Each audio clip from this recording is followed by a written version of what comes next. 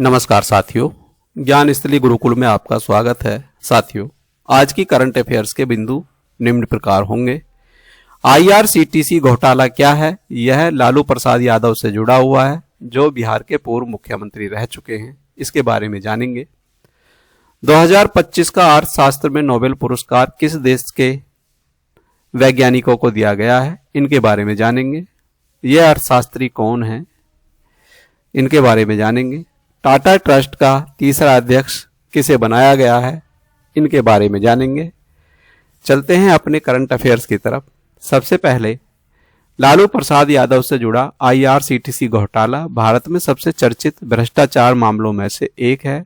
यह घोटाला 2004 से 2009 के बीच हुआ, जब लालू प्रसाद यादव रेल मंत्री थे। यूपीए सरकार के दौरान उस समय भारतीय रेलवे खान पान और पर्यटन निगम आईआरसीटीसी के तहत रेलवे के होटलों के रखरखाव और संचालन के ठेके निजी कंपनियों को दिए जा रहे थे। तो इससे संबंधित पहला प्रश्न हमारे सामने आईआरसीटीसी घोटाला किस अवधि में हुआ है? तो ऑप्शन बी, 2004 से 2009 के बीच यह हुआ है। आईआरसीटीसी से प्रश्न इसलिए जरूरी है क्योंकि चुनाव का माहौल चल रहा है और आज के अखबार में आईआरसीटी का घोटाला मामला प्रमुखता से उठाया गया है। तो इसलिए यहां से करंट अफेयर्स में प्रश्न आने की संभावना है। इसके बारे में सामान्य जानकारी। यह घोटाला उस समय हुआ जब लालू प्रसाद यादव भारत के रेल मंत्री थे और यूपीए सरकार 2004 से 2009 के बीच रही है। आईआरसीटीसी घोटाले का दूसरा नाम क्या है? तो दूसरा नाम है इसका होटल के बदले जमीन घोटाला, इसका दूसरा नाम है। इसके बारे में सामान्य जानकारी। इस घोटाले में आईआरसीटीसी होटलों का ठेका देने के बदले सस्ती जमीन ली गई थी, इसलिए इसे लैंड ऑफ होटल स्कैम कहा जाता है। इस घोटाले से संबंधित मुख्य आरोपी कौन थे? तो इससे संबंधित मुख्य आरोपी लालू प्रसाद यादव थे। उस समय रेल मंत्री लालू यादव पर आरोप था कि उन्होंने आईआरसीटीसी होटल के ठेके के बदले जमीन ली है।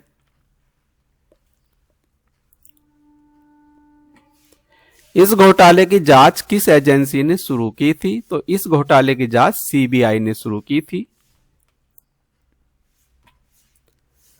2017 में सीबीआई ने इस घोटाले में एफआईआर दर्ज कर जांच शुरू की। बाद में ईडी ने मनी लॉन्ड्रिंग की जांच भी यहां की है। अगला प्रश्न, आईआरसीटीसी घोटाला किन दो शहरों के होटलों से जुड़ा है? तो यह रांची और पुरी के शहरों से जुड़ा है।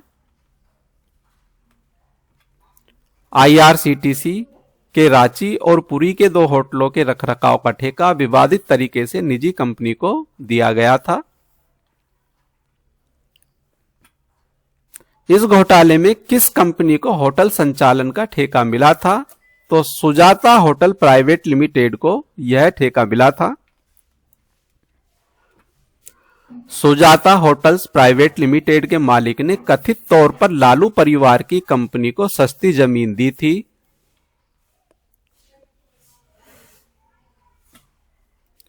लालू परिवार की कौन कौन सी कंपनी को इस घोटाले से लाभ हुआ? Option A, delight marketing private limited नाम की कंपनी है जिसे इस घोटाले से लाभ हुआ। यह कंपनी लालू यादव के परिवार से जुड़ी है, जिसे बाद में जमीन को लारा प्रोडक्ट्स के नाम से ट्रांसफर कर दिया गया। इस केस में अनुमानित लाभ राशि कितनी थी? तो ऑप्शन सी, 1 करोड़ से कम थी। यह कोई बड़ा केस घोटाला नहीं था, बल्कि लगभग रुपए 45 लाख से 1 लाख करोड़ की जमीन सस्ते में ली गई थी, बदले में ठेके दिए गए थे।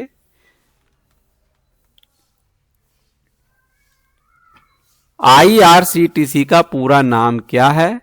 तो Indian railway catering and tourism corporation इसका पूरा नाम है। आईआरसीटीसी भारतीय रेलवे की वह एजेंसी है जो खान पान, टिकटिंग और पर्यटन सेवाओं का संचालन करती है।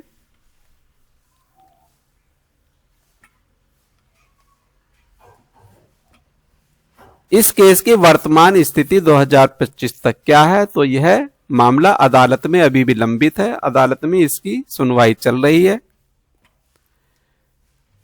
दिल्ली की राउस एवेन्यू कोर्ट में इस केस की सुनवाई चल रही है। हालांकि लालू यादव को जमानत मिल चुकी है इस केस में।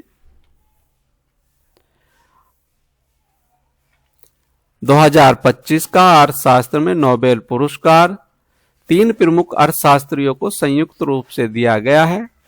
इनके नाम निम्न प्रकार हैं: Joel Mokyr Northwestern University USA और Eitan Berglas School of Economics Israel से हैं ये। Philippe Aghion College de France और INSEAD Paris France London School of Economics UK से हैं ये। और Peter Howitt Brown University Providence USA से हैं। तीनों के ये परिचय हैं इनके बारे में। अनुसंधान का इनका क्षेत्र, इन्होंने इनोवेशन और क्रिएटिव डिस्ट्रैक्शन पुरानी तकनीक का प्रतिस्थापन किया, आर्थिक विकास के मुख्य प्रेरक तत्व हैं। उनके शोध से यह स्पष्ट किया कि निरंतर और टिकाऊ विकास के लिए वैज्ञानिक प्रकृति, प्रतिस्पर्धी बाजार संरचनाएं और खुली नीतियां आवश्यक हैं। ये इनकी तस्वीरें हैं।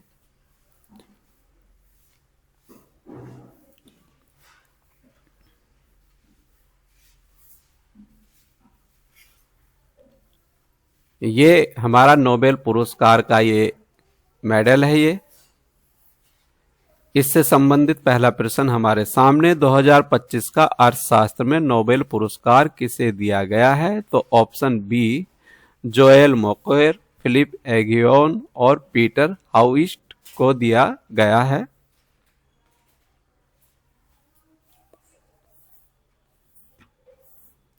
अगला प्रश्न, जोएल मोकिर किस विश्वविद्यालय से जुड़े हैं? तो ये नॉर्थ वेस्टर्न विश्वविद्यालय से जुड़े हैं। फिलिप एगियोन किस संस्था से जुड़े हैं? तो ऑप्शन सी, ए और बी ये दोनों से जुड़े हैं।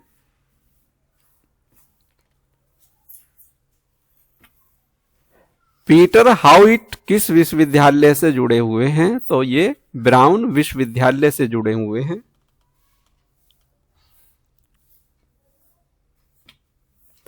इनमें से कौन सा सिद्धांत इन तीनों के योगदान का हिस्सा है? तो ये क्रिएटिव डिस्ट्रैक्शन, ये इन तीनों के योगदान का हिस्सा है।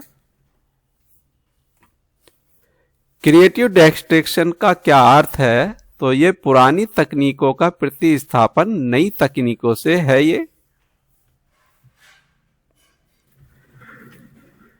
इनमें से कौन सा इन तीनों के शोध का मुख्य विषय है? तो ये नवाचार और आर्थिक विकास इन तीनों के शोध का मुख्य विषय है।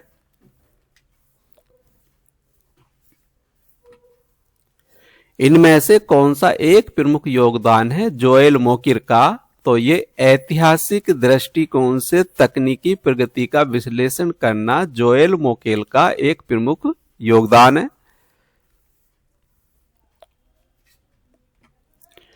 इनमें से कौन सा एक प्रमुख योगदान है फिलिप एगियोन और पीटर हाइट का? ऑप्शन ए, क्रिएटिव डिस्ट्रैक्शन का मॉडल विकसित करना इन दोनों का योगदान है।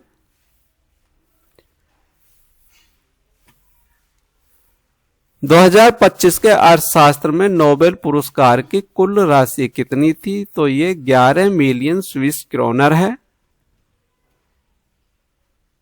यह निर्णय समूह की पारंपरिक सेवानिवृत्ति नीति से एक महत्वपूर्ण विचलन है, जिसमें सामान्यतः 65 वर्ष की आयु में कार्यकाल समाप्त होता है। चंद्रशेखरन का वर्तमान कार्यकाल फरवरी 2027 में समाप्त हो रहा है, जब वह 65 वर्ष के हो जाएंगे। हालांकि टाटा ट्रस्ट ने उन्हें 2032 तक के लिए 5 वर्षों का अतिरिक्त कार्यकाल प्रदान किया है। यह निर्णय समूह की नेतृत्व में निरंतरता और विश्वास को दर्शाता है, विशेषकर जब टाटा समूह महत्वपूर्ण क्षेत्रों जैसे अर्धचालक, इलेक्ट्रिक वाहन, बैटरियां और एयर इंडिया के पुनर्निर्माण में सक्रिय है। तो इससे हमारा पहला प्रश्न हमारे सामने, एन चंद्रशेखरन को टाटा समूह का तीसरा कार्यकाल कब मिला है? तो ये 2025 में इनको तीसरा कार्यकाल मिला है। एन चंद्रशेखरन टाटा समूह ने किस पद पर कार्यरत हैं? तो ये ऑप्शन सी, अध्यक्ष चेयरमैन के पद पर इस समय कार्यरत हैं। वे टाटा सन्स के अध्यक्ष हैं इस समय। चंद्रशेखरन का पहला कार्यकाल कब शुरू हुआ? तो 2017 में इनका पहला कार्यकाल शुरू हुआ था। फरवरी 2017 में उन्हें टाटा सन्स का अध्यक्ष नियुक्त किया गया था। उनके तीसरे कार्यकाल की अवधि कितनी है? तो उनके तीसरे कार्यकाल की अवधि 5 वर्ष है। टाटा ट्रस्ट ने उन्हें 2030 तक 5 साल का कार्यकाल दिया है। टाटा समूह का कार्यकाल पारंपरिक सेवानिवृत्ति नीति क्या है? तो 65 वर्ष तक कार्य कर सकते हैं।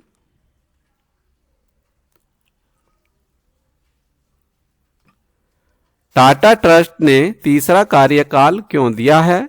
तो समूह की नेतृत्व निरंतरता बनाए रखने के लिए तीसरा कार्यकाल दिया है। चंद्रशेखरन के नेतृत्व में टाटा समूह ने किन क्षेत्रों में महत्वपूर्ण परियोजनाएं शुरू की हैं? तो ए और बी, अर्धचालक और इलेक्ट्रिक वाहन, एयर इंडिया का पुनर्निर्माण, इन दोनों क्षेत्रों में इन्होंने महत्वपूर्ण परियोजना शुरू की हैं। टाटा ट्रस्ट का मुख्य उद्देश्य क्या है? तो समूह के सामाजिक और विकासात्मक मिशन को बढ़ावा देना इनका प्रमुख उद्देश्य है। चंद्रशेखरन का तीसरा कार्यकाल किस वर्ष तक रहेगा? तो यह 2032 तक रहेगा।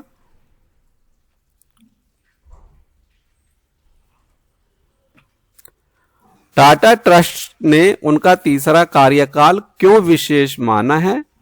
यह पहली बार था जब किसी अध्यक्ष को तीसरा कार्यकाल मिला है। इसके बारे में सामान्य जानकारी, यह टाटा समूह में नेतृत्व की स्थिरता और विश्वास को दर्शाता है, इसलिए तीसरा कार्यकाल को विशेष माना है। इसी के साथ साथ हमारी बहुविकल्पीय प्रश्नों की करंट अफेयर्स से यह श्रृंखला समाप्त होती है। साथियों, यदि यह वीडियो आपको अच्छा लगा तो वीडियो को लाइक कीजिए, वीडियो को शेयर कीजिए, और जिसने भी हमारा चैनल सब्सक्राइब नहीं किया है हमारे चैनल को सब्सक्राइब कीजिए। इसी तरह की करंट अफेयर्स आपको प्रतिदिन मिलती रहेगी। मिलते हैं नई करंट अफेयर्स के साथ, तब तक के लिए जय हिंद, जय भारत, धन्यवाद साथियों।